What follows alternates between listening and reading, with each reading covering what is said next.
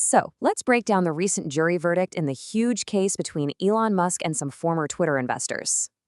We're going to take a neutral, analytical look at the whole thing, the claims, the evidence, and what this big decision really means. All right, let's jump right in. First things first, let's talk about the number that has everyone's attention. The jury's decision could lead to damages topping $2.6 billion. And we're not just talking about a slap on the wrist here. This number really shows you just how high the stakes were in this legal fight. You know, this quote from Mark Mulvey, the investor's lawyer, really gets to the core of what this case was all about for them. It wasn't just about the money. For the plaintiffs, this was about accountability. It was a test to see if even the most powerful people have to answer for what they say in public. Okay, so what exactly was Musk being accused of? Well, the lawsuit basically claimed that after he agreed to buy Twitter, he got a serious case of buyer's remorse and then used social media as a tool to try and sink the deal. And here's the heart of it. The investors argued that after Musk had already signed a totally binding agreement, he basically invented this whole controversy about spam bots on the platform. And why would he do that? Well, they claimed the motive was to tank Twitter's stock price so he could either renegotiate for a cheaper deal or just walk away completely. The timeline the plaintiffs laid out is super important to understanding their thinking. So, in April 2022, Musk inks the deal. Fast forward to early May, and they allege he's having trouble selling his Tesla stock to get the cash together. And then, bam, on May 13th, he tweets that the deal is on hold. For the investors, you line up those events and it paints a pretty clear picture of a guy looking for a way out. Okay, so that was the theory, but what evidence did they actually put in front of the jury? Well, it really all boiled down to a handful of public statements and, most critically, a few tweets that are now pretty famous. This tweet right here, this was the centerpiece of the whole trial. That May 13th post saying the deal was on hold. The plaintiffs argued this wasn't just an innocent question. They presented it as a very calculated shot fired to purposely damage the value of the company he just promised to buy.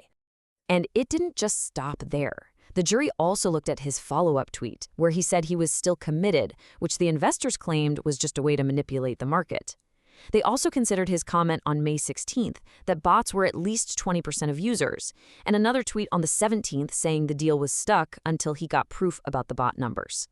The plaintiffs really tried to show this was a deliberate pattern of behavior. But, of course, there are two sides to every story. What about Musk's defense?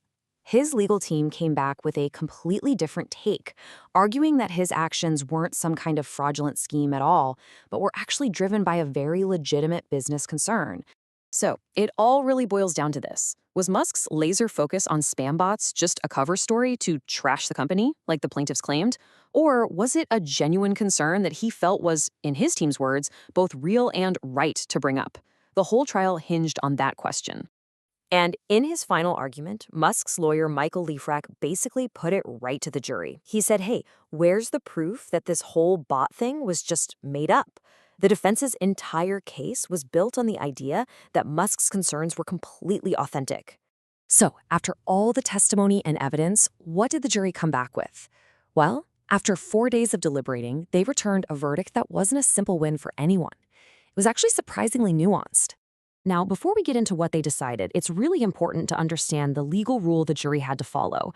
For Musk to be held responsible, his statements had to be materially false or misleading. What does that mean?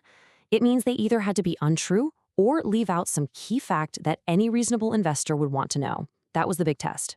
And this is where it gets really fascinating. The jury's findings were super specific. They found that the tweets from May 13th and 17th were materially misleading. So on those, Musk was liable. But they found he was not liable for comments he made at a conference on May 16th.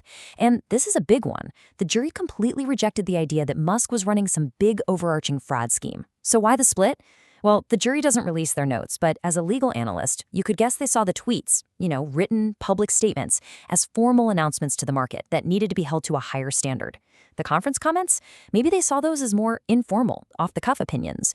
And by rejecting the broader fraud scheme, it seems the jury didn't fully buy the buyer's remorse motive, but they did feel a few specific communications crossed a legal line. So where do we go from here? The jury may have spoken, but trust me, this legal saga is far from over. The next chapter is all about the appeal and the major precedent this case might set for how powerful people communicate with the public. It's no surprise at all that Musk's legal team immediately said they plan to appeal. They called the verdict just a bump in the road and made it crystal clear they're going to keep fighting this in a higher court, looking for what they called vindication. And all of this leaves us with one massive, lingering question that goes way beyond this one case. Will a verdict this huge, even if it's being appealed, actually change how the world's most powerful people use platforms like social media? This case is forcing a really important conversation about where we draw the line between personal opinion, market chatter, and statements that can trigger billion-dollar legal battles. And the answer to that is going to shape how the world's most influential people talk to all of us for years to come.